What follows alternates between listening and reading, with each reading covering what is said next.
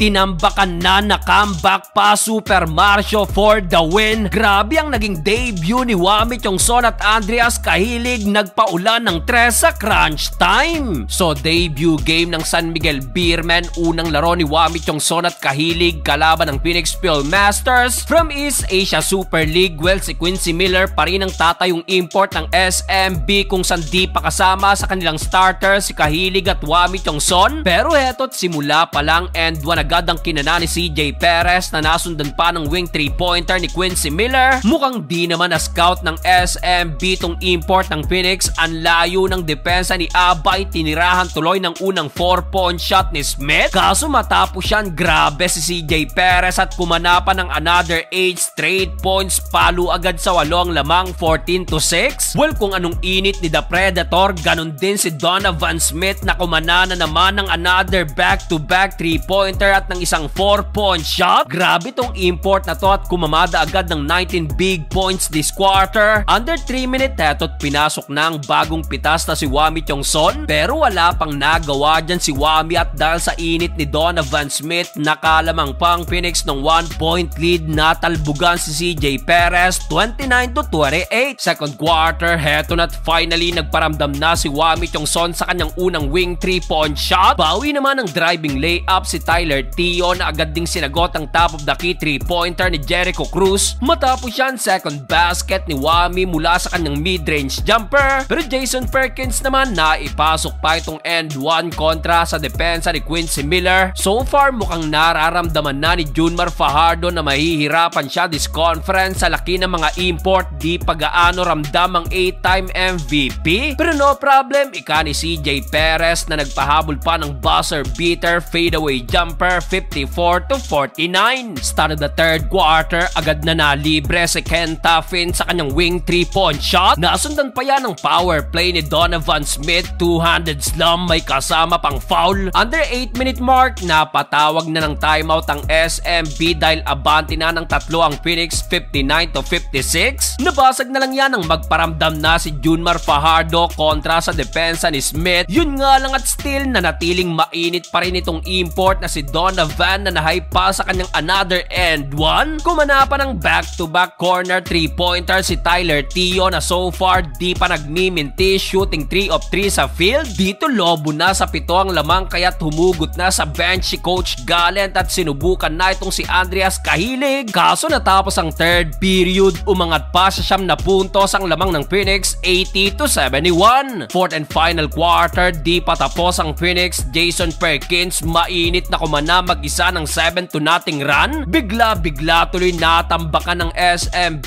ng 16 points, 71-87. Pero matapos yan, heto't nagparamdam na si Andreas Cahilig at sumagot ng cold-blooded 3 straight 3-point shot. Baba na sana sa 7 ang lamang, kaso to the rescue na naman si Donovan Smith sa kanyang wing 3-pointer. Quincy Miller nagtrabaho na rin at kumana ng back-to-back basket. Under 4-minute mark, Andreas Cahilig na naman kumana ng ika-4 na 3 na nasundan pa ng another 3-pointer ni Wami Chongson. Grabe at pasabog ang addition ng dalawang to at dahil sa another 3-pointer ni Super Mario. Diyos miyot, sa isang iglap, naglahong parang bulang tambak at dito lumamang na ang Beermen 101-98. Pero di pa tapos ang laban dahil Tyler Tio kinuha ulit ang lamang sa kanyang layup, 102-101. After nyan, Quincy Miller pasok ang floater, 103-102. Kaso heto na naman si Tyler Tio sa kanyang another layup, 104-103. Last 4 seconds, Super Mario na libre sa kanyang mid-range jumper, 105-104. Sa uli, hindi na nakabawi pa ang Phoenix at nanalo pa sa comeback ang San Miguel Beermen.